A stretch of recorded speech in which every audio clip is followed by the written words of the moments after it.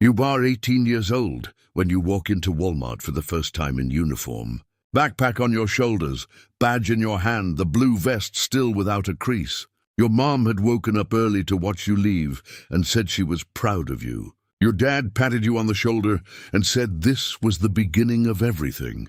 You needed to believe that because the bills weren't adding up at home anymore. The promise was $14 an hour, with health insurance and everything included, plus the chance to go full-time after 90 days if things went well for you. You did the math in the car while the check engine light blinked on the dashboard. $14, 40 hours, that was around $2,200 a month gross. Enough to help at home and still have something left over every month in the bank. Enough to finally stop being a weight on your parents' lives every single week. The interview had lasted less than 15 minutes the week before you started there. They asked about availability, weekends, and every holiday on the calendar. You said yes to everything because you needed to say yes to everything at that moment. The manager's name was Brandon, and he handed you the blue vest without meeting your eyes. He said, "We're like a family here." You would find out what that meant very soon. Monday, first day, you arrived at 6:20 in the morning, right on time. Brandon put you in the grocery section and placed a handheld scanner in your palm. The scanner measured your items per hour rate in real time throughout your entire shift. There was an units per hour target you had to keep up with at all times without stopping. Rice, beans, detergent, toilet paper, cooking oil, sugar, water, pasta, coffee. You stacked box after box on the shelves carefully and with your full attention. At first it seemed simple, but after an hour, your arms were already heavy with it. At 8:40, the scanner buzzed with a notification on its small display screen. It wasn't Brandon who called you over. No human being said a single word to you. It was the device in your hand that told you that you were already failing right then. You went faster because the scanner was watching everything you did the whole time. Thursday of the first week, Brandon called you over before you left your section. Said there was a problem in the men's restroom near the electronics section.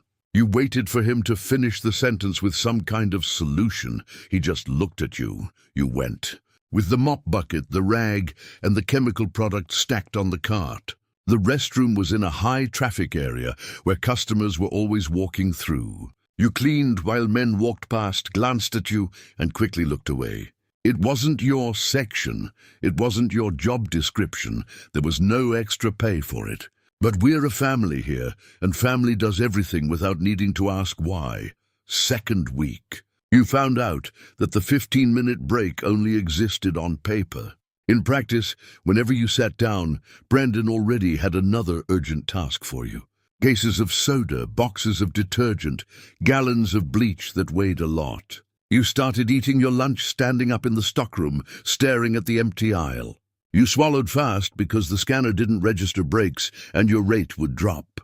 On Saturday, you arrived at 6, like they told you to arrive every single week. The store closed at midnight, but the actual time you got out was much later than that. You had to close the shelves, close the stockroom, close the full checklist on the tablet. You left at 12:45 in the morning on that first Saturday of work. You looked at your badge, looked at the empty parking lot, looked at your own shoes.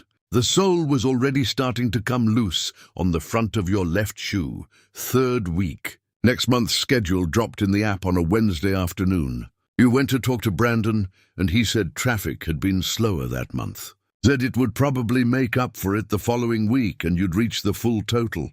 You asked why you hadn't been warned ahead of time about this change to your hours. The system sends the schedule.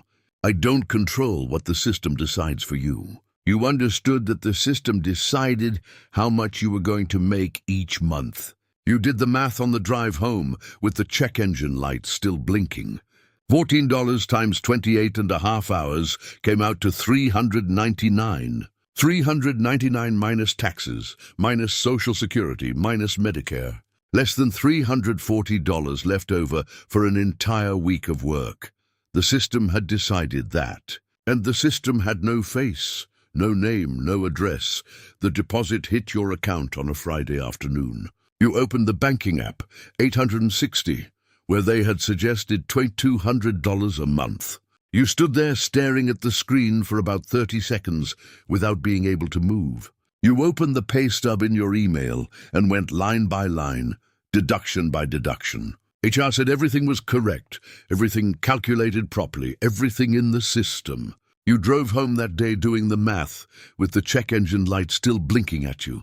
$235 minus the payment on the old car you needed to get there. The car you needed because there are no buses here, nowhere near where you live. Less than $40 left for gas, food, and whatever else came up that month. You stared at the number on the road, and it could not make any kind of sense. You found out from an older co-worker whose name was Marcus. He had been there 3 years, always part-time, always under 30 hours a week. 3 years. 3 90-day reviews, 3 promises of going full-time. The promotion to full-time had never arrived in 3 years of steady, consistent work. Marcus spoke without anger, only with the exhaustion of someone who already knows. 30 hours is the line. Above that, they're required to give you full benefits. They will never schedule you more than 29.5 hours. Never. They always say they're going to promote you. I've never seen it actually happen. You stayed quiet because there was nothing to say against what he had just told you. You had 29.5 hours on your schedule that exact week of the month. Brandon pulled you aside with the voice of someone doing you a personal favor. Said you were doing well and there was a real chance you'd go full-time soon. Said the 90-day review would be good and that managers noticed your effort. You drove home that day a little lighter than you had left in the morning.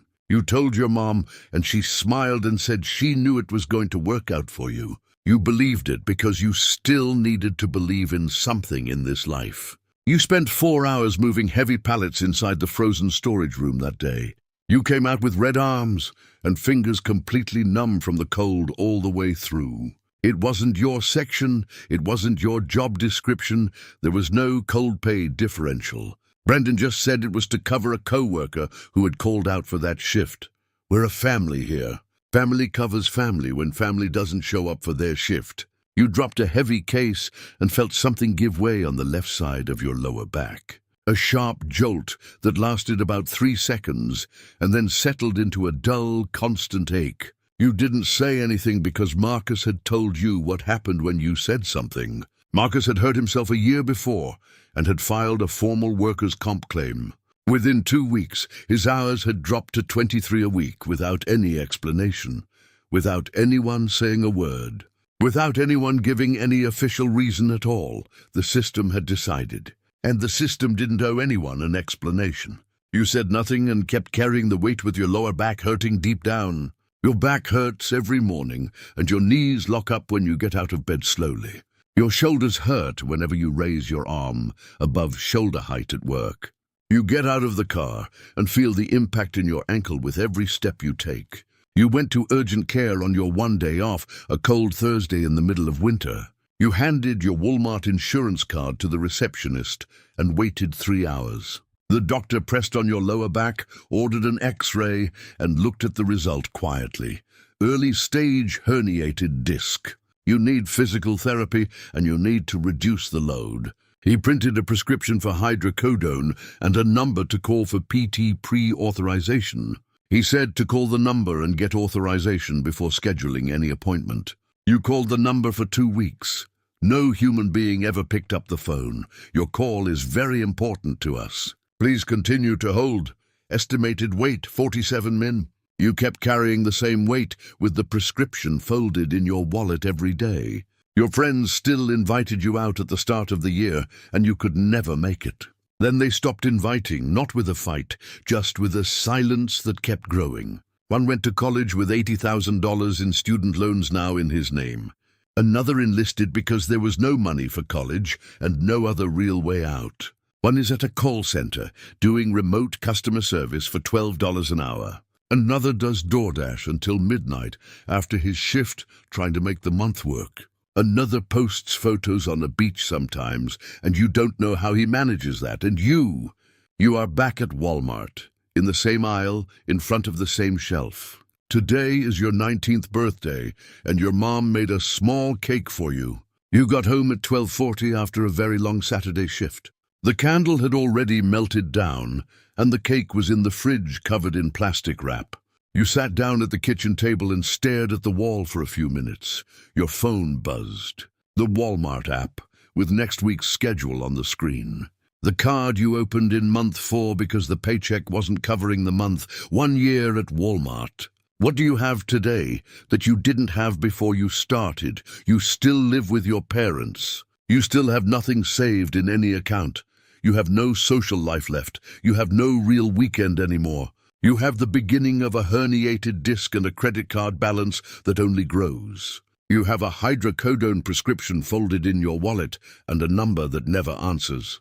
You have a health insurance plan with a $4,500 annual deductible. You think, I want to leave, but you don't leave because you need this money.